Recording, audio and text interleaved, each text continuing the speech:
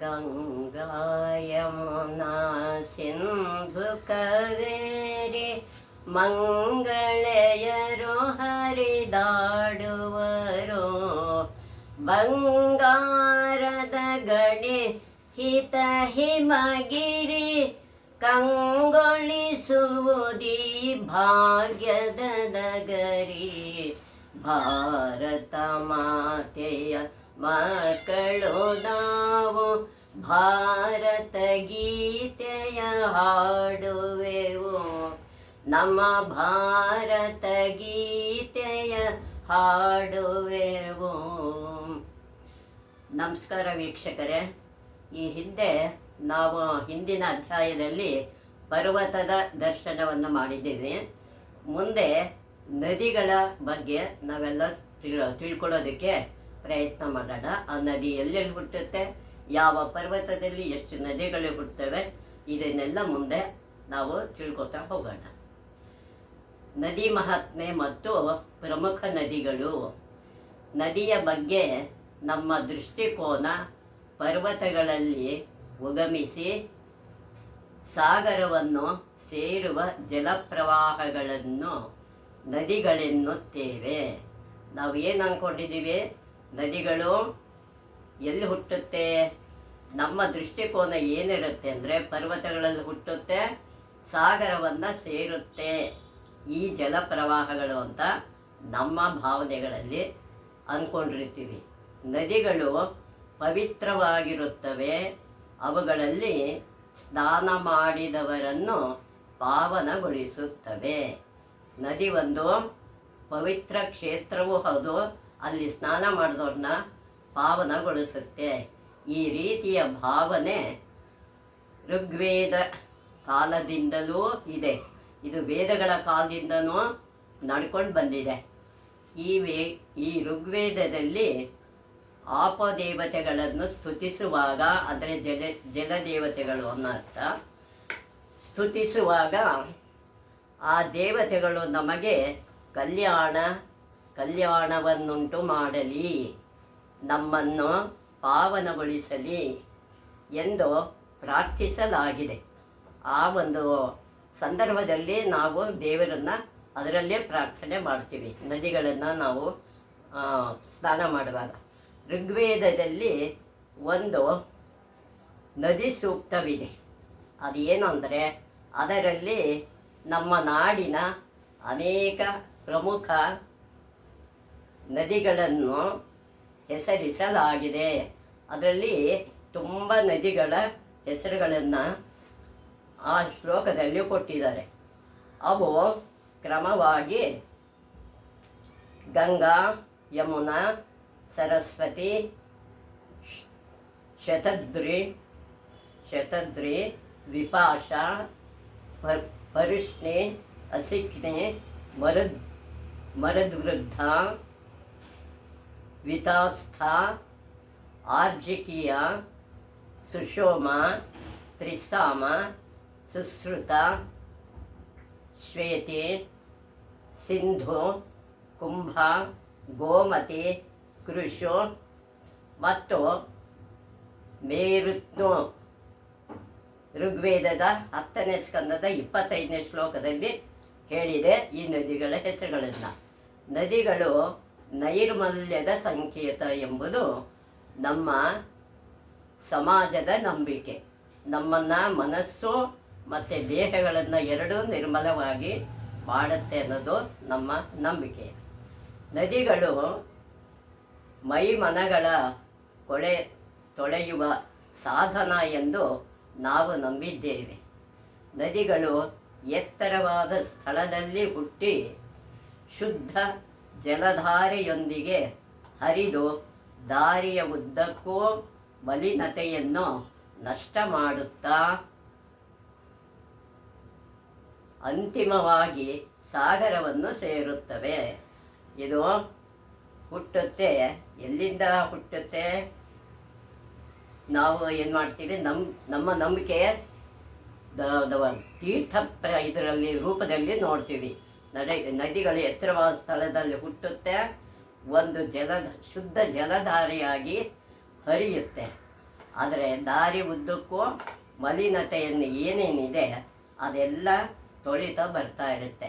ಅಂತಿಮವಾಗಿ ಸಾಗರವನ್ನು ಅದು ಸೇರುತ್ತೆ. ಇದೊಂದು ದೀರ್ಘ ಪ್ರವಾಸ, ಎಷ್ಟೋ ಕಾಲಗಳಲ್ಲಿ ಪ್ರವಾಸ ಮಾಡ್ತಾ ಹೋಗುತ್ತೆ.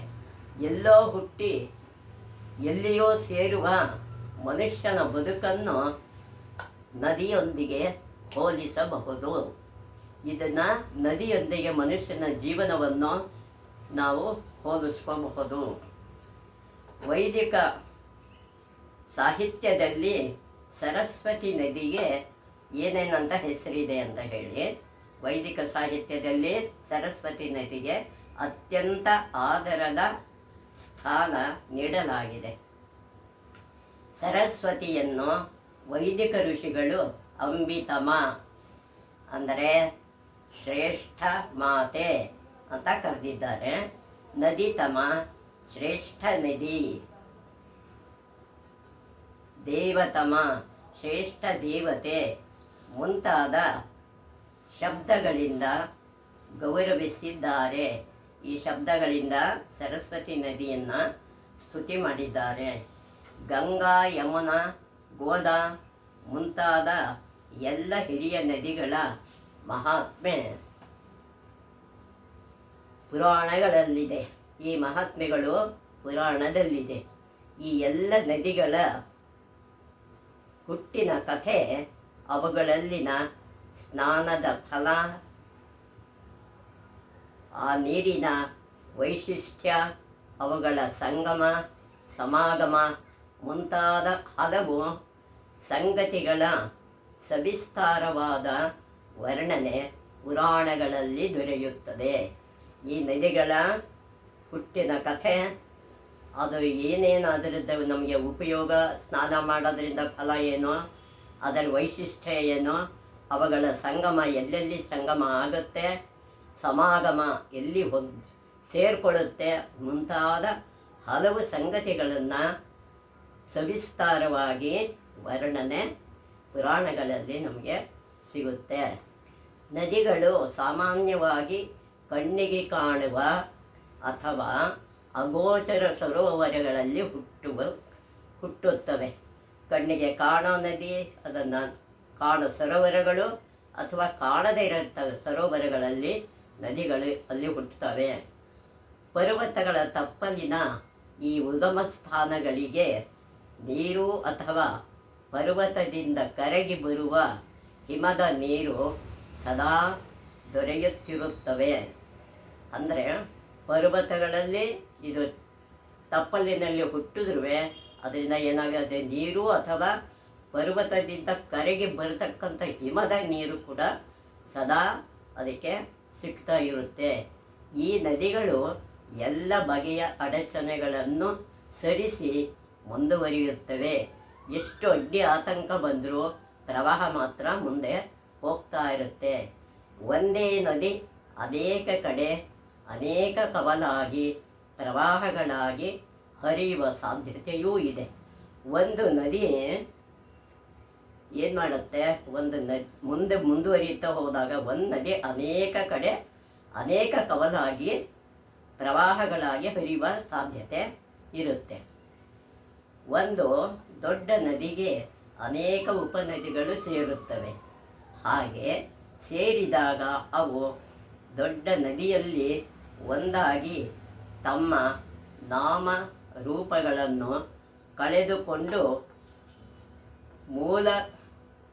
ಮೂಲ ಸೂತ್ರದ ಹೆಸರಿನಿಂದಲೇ ಮುಂದುವರಿಯುತ್ತವೆ. ಒಂದು ನದಿಗೆ ಅನೇಕ ನದಿಗಳು ಸೇರಿದ್ರೂ ಕೂಡ ಏನಾಗುತ್ತೆ, ಅನೇಕ ಉಪನದಿಗಳು ಸೇರಿದ್ರೂ ಕೊನೆಗೆ ಮೊದಲಿನ ರೂಪಕ್ಕೆ ಅದು ತನ್ನ ಹೆಸರಿಗೆ ಬರುತ್ತೆ. ಕಳೆದುಕೊಂಡು ಮೂಲ ಸೂತ್ರಕ್ಕೆ ಅದು ಬರುತ್ತೆ.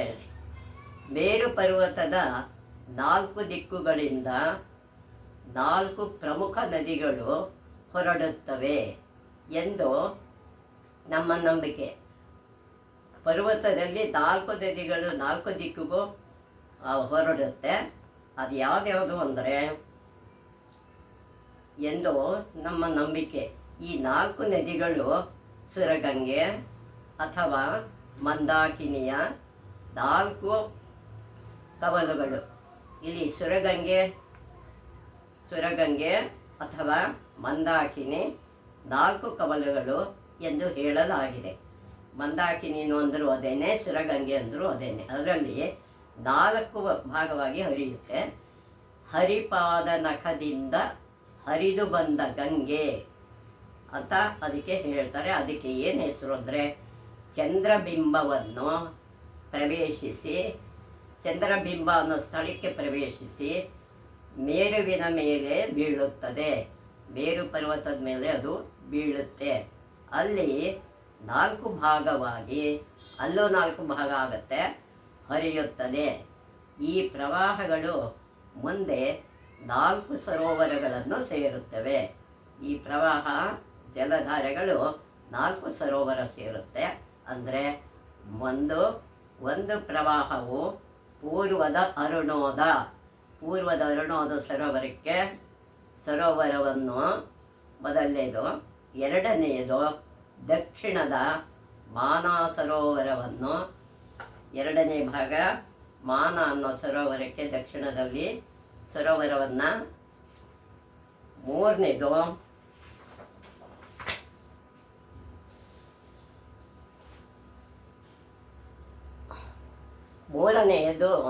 ಪಶ್ಚಿಮ ಸೀತೋದ ಅನ್ನೋ ಸರೋವರವನ್ನು ಸೇರುತ್ತೆ. 4ನೇದು ಉತ್ತರದ ಮಹಾಭದ್ರ ಸರೋವರವನ್ನು ಸೇರುತ್ತದೆ. ಹೀಗೆ 4 ಭಾಗಗಳು 4 ಕಡೆಗೆ ಸೇರುತ್ತೆ. ದಕ್ಷಿಣಕ್ಕೆ ಹೊರಡುವ ಗಂಗೆ ಗೋಮುಖದಿಂದ ಕೆಳಗಿಳಿಯುವುದರಿಂದ, ಅದು ಮೇಲಕ್ಕೇನು ಗಂಗಾ ನದಿ ಗೋಮುಖದಿಂದ ಕೆಳಗಿಳಿಯೋದ್ರಿಂದ ಅದನ್ನು ಏನಂತ ಕರೀತಾರೆ ಅಂದರೆ, ಭಾರತವನ್ನು ಗೋಭೂಮಿ ಎಂದು ಕರೆದಿದ್ದಾರೆ. ಅದು ಗೋಮುಖದಿಂದ ಹರಿಯೋದ್ರಿಂದ ಅದನ್ನು ಗೋಮುಖ ಅಂತ, ಗೋಭೂಮಿ ಅಂತ ಕರೆದಿದ್ದಾರೆ. ಪಶ್ಚಿಮದ ಚಕ್ಷು ನದಿ ಅಶ್ವಮುಖದಿಂದ, ಪಶ್ಚಿಮ ದಿಕ್ಕಲ್ಲಿ ಚಕ್ಷು ನದಿ ಇದೆ, ಅದು ಅಶ್ವಮುಖದಿಂದ ಕೆಳಗಿಳಿಯುವುದರಿಂದ ಅದರ ಅಕ್ಕಪಕ್ಕದ ಪ್ರದೇಶವನ್ನು ಅಶ್ವಭೂಮಿ ಎಂದಿದ್ದಾರೆ. ಅದನ್ನು ಅಶ್ವಭೂಮಿ ಅಂತ ಕರೆದಿದ್ದಾರೆ. ಪೂರ್ವದ ಸೀತಾ ಗಜಮುಖದಿಂದ ಇಳಿಯುವುದರಿಂದ, ಅದು ಸೀತಾ ಅನ್ನೋ ಒಂದು ಭಾಗ ಅದು ಕವಲಾಗಿ ಬರುತ್ತಲ್ಲ, ಸೀತಾ ಅದು ಗಜಮುಖದಿಂದ ಬರುತ್ತೆ.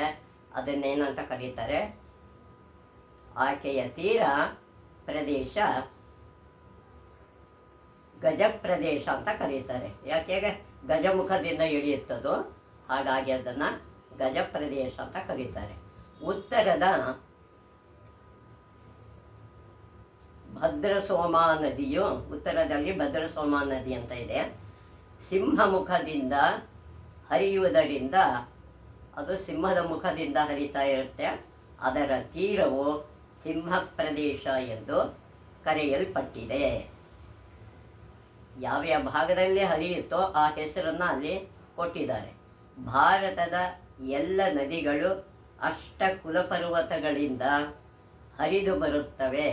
ಯಾವ್ಯಾವ ಪರ್ವತ ಹಿಂದೆ ತಿಳ್ಕೊಂಡಿದ್ದೀವಲ್ಲ, ಅದರಲ್ಲಿ ಕೆಲವು ನದಿಗಳು ಅಷ್ಟಪರ್ವತಗಳಲ್ಲಿ ಹುಟ್ಟಿ ಕೆಳಗೆ ಹರಿಯುತ್ತವೆ ಎಂಬುದನ್ನು ಪುರಾಣಗಳು ಗುರುತಿಸಿವೆ. ಪುರಾಣದಲ್ಲೂ ನದಿಗಳಲ್ಲಿ, ಪರ್ವತಗಳಲ್ಲಿ ನದಿ ಹುಟ್ಟೋ ವಿಷಯನ ಹೇಳಿದ್ದಾರೆ. ಅವುಗಳ ವಿವರ ಇಂತಿದೆ.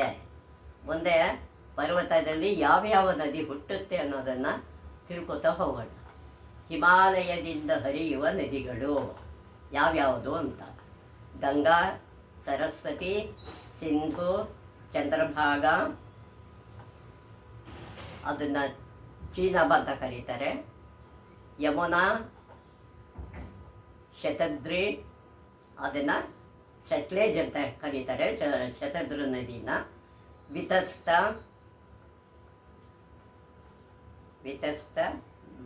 ಜೀಲಂ ಅಂತ ಕರೀತಾರೆ, ಐರಾವತಿ, ರಾವಿ, ಐರಾವತಿ ನದಿಗೆ ರಾವಿ ಅಂತಲೂ ಬ್ರಾಕೆಟ್ಸಲ್ಲಿದೆ, ಅದನ್ನು ಇದು ಮಾಡ್ಕೊಳ್ಳಿ. ಗುಹು ಕುಹು ಕಾಬೂಲ್ ನದಿ ಅಂತ ಕರೀತಾರೆ ಅದನ್ನು. ಗೋಮತಿ, ಧೂ ಧೂತಪಾಪ, ಶಾರದಾ ಅನ್ನೋ ಹೆಸರು ಅದಕ್ಕಿದೆ. ಬಾಹುದ, ರಾಬಿ, ದೃಷದ್ವತಿ, ಚಿಟಗಾಂಗ್, ವಿಪಾಕ, ಬಿಯಾಸ್, ದೇವಿಕಾ, ಸಿಂಧ್, ಸರಯು, ಗೋದ್ರಾ, ರಯೋ, ರಾಮಗಂಗಾ, ಗಂಡಕಿ, ಕೌಶಕಿ, ಮೋಸಿ, ಲುಹಿತ್ಯ, ಬ್ರಹ್ಮಪುತ್ರ ಇತ್ಯಾದಿ ಹಿಮಾಲಯ ಪರ್ವತದಲ್ಲಿ ಈ ನದಿಗಳೆಲ್ಲ ಹೊರಡ್ತವೆ. ಎರಡನೇದು ವೃಷಪರ್ವ, ಅರಾವಳಿ ಪರ್ವ ಅಂಥೇಳಿ. ಅರಾವಳಿ ಅಥವಾ ಪಾರಿಯಾತ್ರದಿಂದ ನದಿಗಳು ಯಾವ್ದ್ಯಾವುದು ಹುಟ್ಟುತ್ತೆ ಅಂತ. ವೇದ ಸ್ಮೃತಿ, ಬನಾಸ್, ವೇದವತಿ, ಬೇರಸ್, ವೃತ್ರಜ್ಞ, ಉತ್ತಂಗನ, ವೇಣ್ಯ, ನಂದಿನಿ, ಸಾಬರಮತಿ, ಸದಾನೀರ, ಪಾವರ್ತಿ, ಚಂದ್ರಶನ್ವತಿ, ಚಂಬಲ್, ವಿದೂಷ, ತೇಸ್, ವೇಣುಮತಿ, ಬೇತಾವ್, ಶಿಪ್ತ ಅಥವಾ ಆವಂತಿ ಇತ್ಯಾದಿ ನದಿಗಳು ಅರಾವಳಿ ಬೆಟ್ಟದಲ್ಲಿ ಹುಟ್ಟುತ್ತವೆ. ಮೂರನೇದು ವೃಕ್ಷ ಪರ್ವತದಲ್ಲಿ ಉಗಮಿಸುವ ನದಿಗಳು. ಮಂದಾಕಿನಿ, ದಶಾರ್ಣ,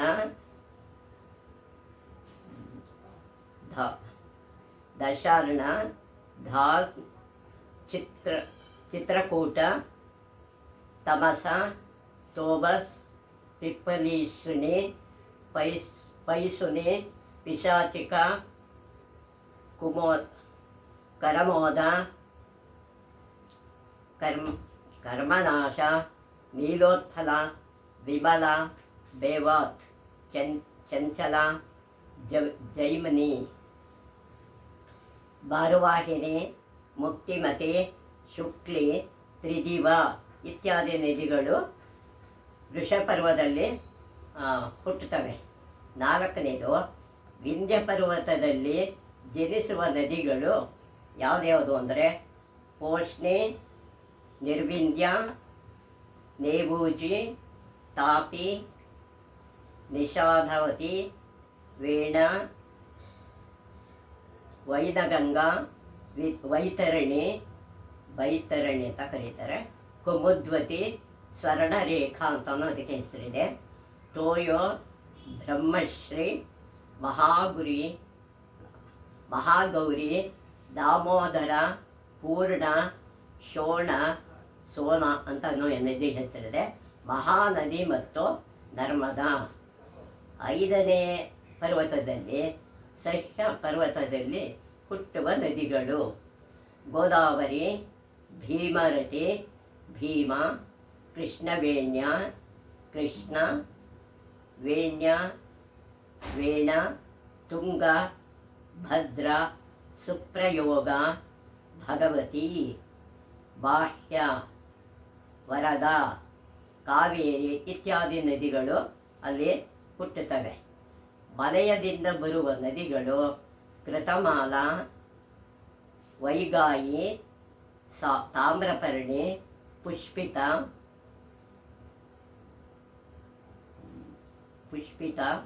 ಪಭೀರ, ಸತ್ಫಲಾವತಿ, ಪೆರಿಯಾರ್ ಇತ್ಯಾದಿ ನದಿಗಳು ಇಲ್ಲಿ ಹುಟ್ಟುತ್ತಾ ಬರುತ್ತವೆ. ಕೊನೆಯದು ಏಳನೇ ಪರ್ವತ ಮಹೇಂದ್ರ ಪರ್ವತದಿಂದ ಇಳಿಯುವ ನದಿಗಳು. ತ್ರಿಸಾಮ, ಋಷಿಕುಲ್ಯ, ಇಕ್ಷುಲ, ವೇಗವತಿ, ಲಾಂಗೋಲಿನಿ, ವಂಶಧಾರ ಮತ್ತು ಮಹೇಂದ್ರ ತನಯ ಈ ನದಿಗಳು. ಇನ್ನು ಕೊನೆಯದು ಎಂಟನೇದಿದೆ ಮುಕ್ತಿಮತ ಪರ್ವತದಲ್ಲಿ ಜನಿಸುವ ನದಿಗಳು ಋಷಿಕಾ, ಸುಕುಮಾರಿ, ಮಂದಗ, ಮಂದವಾಹಿನಿ, ಕೃಪಾ, ಹಲಾಶಿನಿ ಮತ್ತು ವಾಮನ. ಈ ನದಿಗಳೆಲ್ಲ ಈ 8 ನದಿ ಪರ್ವತಗಳಲ್ಲಿ ಹುಟ್ಟತಕ್ಕಂಥ ನದಿಗಳು. ಭಾರತದಲ್ಲಿ ನದಿಗಳ ಕುರಿತು ಪಾವಿತ್ರ್ಯತೆಯ ಆದರ ಭಾವನೆಯು ಪರಾಕಾಷ್ಠತೆಯನ್ನು ತಲುಪಿದೆ. ಈ ನದಿ ವಿಚಾರಗಳು ಭಾರತದಲ್ಲಿ ಭಾವನೆ ಮತ್ತು ಪರಾಕಾಷ್ಠತೆಯನ್ನು ತಲುಪಿದೆ. ನದಿಗಳು ನಮಗೆ ಮಾತೃಸ್ವರೂಪಿಗಳು. ನದಿಗಳು ನಮಗೆ ತಾಯಿಯ ಸ್ವರೂಪದಲ್ಲಿದೆ. ನೀರು ಈ ದೇಶದಲ್ಲಿ ಕೇವಲ ಆಪೋ ಅಂದರೆ ನೀರು ಅಲ್ಲ. ವೇದವ್ಯಾಸರು ಬರೀ ನೀರಂತಲೇ ನಾವು ಕಾಣಬಾರ್ದು, ಅದರಲ್ಲಿ ದೇವರ ಅಂಶನೂ ಇರುತ್ತೆ. ವೇದವ್ಯಾಸರು ಏನು ಹೇಳಿದ್ದಾರೆ ಅಂದರೆ ವಿಶ್ವಸ್ಯ ಮಾತರಃ, ಪ್ರಪಂಚದ ತಾಯಿನೇ ನದಿಗಳು ಅಂತ ಹೇಳ್ತಾರೆ ಎನ್ನುತ್ತಾ ನದಿಗಳನ್ನು ಜಗತ್ತಿನ ಮಾತೃತ್ವದ ಸ್ಥಾನದಲ್ಲಿರಿಸಿ ನಮಿಸಿದರು. ತಾಯಿ ಸ್ಥಾನದಲ್ಲಿಟ್ಟು ವೇದವ್ಯಾಸರು ನಮಸ್ಕಾರ ಮಾಡಿದ್ದಾರೆ. ನದಿಗಳ ಹೆಸರನ್ನು ನಮ್ಮ ಸಹೋದರಿಯರಿಗೆ ಇಟ್ಟು ಗೌರವಿಸಿದೆವು. ನಮ್ಮ ಸಹೋದರಿಗೆ ಮಕ್ಕಳಿಗೆ ನಾವಿಟ್ಟು ಆ ಹೆಸರುಗಳನ್ನು ಕರಿತೀವಿ. ಮಾತೃ ಸ್ವರೂಪಿಗಳಾದ ಗೋವುಗಳನ್ನು ಗಂಗೆ, ಯಮುನೆ, ನಂದಿನಿ, ಕಪಿಲೆ ಇತ್ಯಾದಿ ನದಿಗಳ ಹೆಸರಿನಿಂದ ಕರೆದವರು ನಾವು. ಎಲ್ಲ ಮಂಗಳ ಸಮಾರಂಭಗಳಲ್ಲಿ ಮೊದಲು ಕಲಶ ಪೂಜೆ ಮಾಡುತ್ತೇವೆ. ಆಗ ಆ ಕಲಶದಲ್ಲಿ ಎಲ್ಲ ಪವಿತ್ರ ನದಿಗಳು ಅವ್ಯಕ್ತವಾಗಿ ಪ್ರವೇಶಿಸಲಿ ಎಂದು ಆಶಿಸಿ ನಾವು ಕಲಶ ಇಡುವಾಗ ನದಿಗಳನ್ನು ಹೆಸರು ಹೇಳಿ ಪೂಜೆ ಮಾಡ್ತೀವಿ. ಯಾತಕ್ಕೆ? ಅದರಲ್ಲಿ ನದಿಗಳೆಲ್ಲ ಬಂದು ಸೇರಲಿ ಅಂತ. ಗಂಗೆ ಚ ಯಮುನೆ ಚೈವ ಗೋದಾವರಿ ಸರಸ್ವತಿ ನರ್ಮದೆ ಸಿಂಧು ಕಾವೇರಿ ಜಲೇಸ್ಮಿನ್ ಸನ್ನಿಧಿಂ ಕುರು ಎಂಬುದಾಗಿ ಪ್ರಾರ್ಥಿಸುತ್ತೇವೆ. ಸ್ನಾನ ಮಾಡುವಾಗಲೂ ಈ ಶ್ಲೋಕವನ್ನು ಹೇಳುತ್ತೇವೆ. ನಾವು ಸ್ನಾನ ಮಾಡುವ ನೀರಿನಲ್ಲಿ ಈ ತೀರ್ಥಗಳು ಸೇರಿ ನಮ್ಮನ್ನು ಹರಸಲೆಂದು ಪ್ರಾರ್ಥಿಸುತ್ತೇವೆ. ನೀರು ಶರೀರದ ಕೊಳೆ ತೊಳೆದರೆ ಈ ನದಿಗಳ ನಾಮಸ್ಮರಣೆ ಮನಸ್ಸಿನ ಕೊಳೆ ತೊಳೆಯುತ್ತದೆ. ನೀರು ಶರೀರದ ಕೊಳೆ ತೊಳೆಯುತ್ತೆ. ಇದು ಹೆಸರು ಮನಸ್ಸಿನ ಕೊಳೆಯನ್ನು ತೊಳೆಯುತ್ತೆ. ಸ್ನಾನದಂತಹ ಸಾಮಾನ್ಯ ಕೆಲಸದಲ್ಲೂ ಉತ್ತರದ ಗಂಗೆ, ಯಮುನೆ, ದಕ್ಷಿಣದ ಗೋದಾ, ಕಾವೇರಿ, ಪಶ್ಚಿಮದ ಸಿಂಧು, ಪೂರ್ವದ ಬ್ರಹ್ಮಪುತ್ರಗಳನ್ನು ಸ್ಮರಿಸಿ. ಏನೋ ಈ ನದಿಗಳಿಂದ ನಾಮಸ್ಮರಣೆ ಮಾಡ್ತೀವಿ. ಸ್ನಾನದಂಥ ಸಾಮಾನ್ಯ ಕೆಲಸದಲ್ಲೂ ಉತ್ತರದಲ್ಲಿ ಗಂಗೆ, ಉತ್ತರ ಪ್ರದೇಶ ಕಡೆಯೆಲ್ಲ ಹೋದರೆ ಗಂಗೆನೇ, ಯಮುನೆ, ಗಂಗಾ ಯಮುನಾ ಉತ್ತರದಲ್ಲಿ, ದಕ್ಷಿಣದಲ್ಲಿ ಗೋದಾ ಮತ್ತು ಕಾವೇರಿ, ಪಶ್ಚಿಮದಲ್ಲಿ ಸಿಂಧು, ಪೂರ್ವದಲ್ಲಿ ಬ್ರಹ್ಮಪುತ್ರ ನದಿಗಳನ್ನು ನಾವು ಸ್ಮರಿಸ್ತಾ ಇರ್ತೀವಿ. ಇಡೀ ದೇಶವನ್ನು ಕಣ್ಮುಂದಿರಿಸುತ್ತಾ ಮನಸ್ಸಿಗೆ ಸಂಸ್ಕಾರ ನೀಡುವ ಈ ವಿಧಾನ ಎಷ್ಟೊಂದು ಮಹತ್ವಪೂರ್ಣವಾದುದಲ್ಲವೇ? ಮಾಧವನಾಗಲು ಮನುಷ್ಯ ಒಬ್ಬ ಮಾಧವನಾಗಬೇಕಾದ್ರೆ ಏನೇನು ಮಾಡಬೇಕು? ವಿಕಾಸದ ಮಾರ್ಗದಲ್ಲಿ ಸಾಗಲು ಇವೆಲ್ಲ ಸೋಪಾನಗಳಂತಿದ್ದವು. ಹಿಂದೆ ಇವಾಗೆಲ್ಲ ನಮಗೆ ಮೆಟ್ಟಿಲುಗಳಾಗಿದ್ದವು. ಏನೇನು ಮಾಡಬೇಕು ಮಾಧವನಾಗಬೇಕಾದ್ರೆ ಈ ವಿಕಾಸವನ್ನು ನಾವು ಪಡ್ಕೋಬೇಕು ಅಂತ ಹಿಂದೆ ಬೆಟ್ಟಗಳನ್ನು ನಮಗೆ ಇಟ್ಕೊಟ್ಟಿದ್ರು. ಇವನ್ನು ಬಿಟ್ಟು ಪಾಶ್ಚಾತ್ಯರ ಪ್ರಭಾವ ಮತ್ತು ಚಲನಚಿತ್ರದ ಸುಳಿಗೆ ಸಿಕ್ಕಿ ವಿಕೃತ ಭಾವದ ಚಿತ್ರಗೀತೆಗಳೊಂದಿಗೆ ಸ್ನಾನ ಮಾಡುವ ತರುಣರಿಗೆ ಏನೆನ್ನಬೇಕು ಅಂತ ಪ್ರಶ್ನೆ ನಾವೇ ಹಾಕೋಬೇಕಿವಾಗ. ಎಂತಹ ವಿಪರ್ಯಾಸವಲ್ಲವೇ? ಭಾರತೀಯರೆಲ್ಲರೂ ಸಾಮಾನ್ಯವಾಗಿ ತೀರ್ಥಯಾತ್ರೆಗೆ ಹೋಗುತ್ತಾರೆ. ಭಾರತೀಯರೆಲ್ಲರೂ ತೀರ್ಥಯಾತ್ರೆಗೆ ಹೋಗ್ತಾರೆ. ನಮ್ಮೆಲ್ಲರ ತೀರ್ಥಕ್ಷೇತ್ರಗಳು ಹೆಚ್ಚಾಗಿ ನದಿ ದಡದಲ್ಲಿವೆ. ನಮ್ಮ ಸ್ಥಾನ ಎಲ್ಲ ಕ್ಷೇತ್ರಗಳಲ್ಲೇ ಇದೆ. ಈ ನೆಪದಲ್ಲಿ ನದಿಯ ದರ್ಶನ ಮತ್ತು ಸ್ನಾನದ ಫಲವೂ ಆಗುತ್ತದೆ. ಇದನ್ನೆಲ್ಲದ ದರ್ಶನ ಮತ್ತು ಸ್ನಾನದ ಫಲವೂ ನಮಗೆ ಲಭಿಸುತ್ತೆ. ನಮ್ಮ ಪ್ರಾಚೀನ ಸಾಹಿತ್ಯದಲ್ಲಿ ನದಿ ಸ್ನಾನದ ವಿಶೇಷ ಮಹತ್ವವನ್ನು ಹೇಳಲಾಗಿದೆ. ಈ ನಮ್ಮ ಪ್ರಾಚೀನ ಸಾಹಿತ್ಯದಲ್ಲಿ ನದಿಗಳ ಮಹತ್ವ ಏನು, ಸ್ನಾನದಿಂದ ಸಿಗುತ್ತೆ ಅಂತ ಹೇಳಿದೆ. ಸೋಮಾವತಿ ಅಮಾವಾಸ್ಯೆ, ಚಂದ್ರ ಸೂರ್ಯಗ್ರಹಣ, ಸಂಕ್ರಾಂತಿ, ಶಿವರಾತ್ರಿ, ಮಹೋದಯ, ಅರ್ಥೋದಯ ಇತ್ಯಾದಿ ಪೂರ್ವಕಾಲಗಳಲ್ಲಿ ನದಿಯಲ್ಲೇ ಸ್ನಾನ ಮಾಡಬೇಕು ಎಂದು ನಮ್ಮ ಪ್ರಾಚೀನರು ತಿಳಿಸಿದ್ದಾರೆ. ಯಾವಾಗ ಎಲ್ಲೆಲ್ಲಿ ಸ್ನಾನ ಮಾಡಬೇಕು ಅನ್ನೋದನ್ನು ಹೇಳಲಾಗಿದೆ. ಅಂದರೆ ಅಮಾವಾಸ್ಯೆ ದಿನಗಳಲ್ಲಿ, ಚಂದ್ರ ಸೂರ್ಯಗ್ರಹಣಗಳ ಕಾಲದಲ್ಲಿ, ಸಂಕ್ರಾಂತಿ, ಶಿವರಾತ್ರಿ ಅಂಥ ಕಾಲಗಳಲ್ಲಿ ಎಲ್ಲಿ ಸ್ನಾನ ಮಾಡಬೇಕು? ಅರ್ಥೋದಯ ಇತ್ಯಾದಿ ಪೂರ್ವಕಾಲದಲ್ಲಿ ನದಿಯಲ್ಲೇ ಸ್ನಾನ ಮಾಡಬೇಕು ಅಂತ ನಮಗೆ ಪ್ರಾಚೀನರು ಹೇಳಿಕೊಟ್ಟಿದ್ದಾರೆ. ಕಾರ್ತಿಕ ಸ್ನಾನ, ಮಾಘ ಸ್ನಾನ, ವೈಶಾಖ ಸ್ನಾನ ಮುಂತಾದವುಗಳನ್ನು ನದಿಗಳಲ್ಲೇ ಮಾಡಬೇಕೆಂಬುದು ಶಾಸ್ತ್ರದ ಆದೇಶ. ಮಾಘ ಸ್ನಾನ, ವೈಶಾಖ ಸ್ನಾನ, ಕಾರ್ತಿಕ ಮಾಸದಲ್ಲಿ ಸ್ನಾನಗಳನ್ನೆಲ್ಲ ನದಿಲೇ ಮಾಡಬೇಕು ಅಂತ ನಮ್ಮ ಶಾಸ್ತ್ರ ನಮಗೆ ಆದೇಶ ಕೊಟ್ಟಿದೆ.